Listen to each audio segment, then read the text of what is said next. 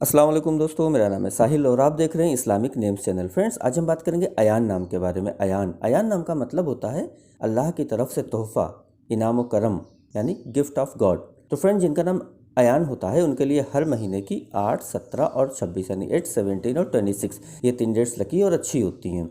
अगर बात करें इनके लकी डे यानी लकी दिन की, तो लकी दिन इनके लिए सबसे बेस्ट रहेगा शनिचर यानी सैटरडे का दिन इनके लिए बहुत अच्छा दिन है।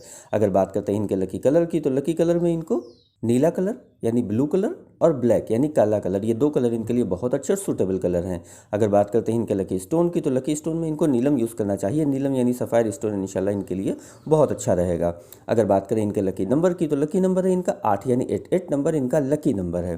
तो फ्रेंड, ये थी अयान नाम की शॉर्ट डिटेल। अगर ये वीडियो आपको अच्छी लगी हो तो इसको लाइक करें, शेयर करें, हमारे चैनल को सब्सक्राइब करें। यहाँ पर हम आपको आपके नाम के बारे में सही शॉर्ट में जानकारी देते हैं। अगर आप किसी और नाम के बारे में जानना चाहते हैं तो कमेंट बॉक्स में उसका नाम लिखिए, बहुत जल्दी आपको उस नाम पर भी वीडियो मिल जाएगी।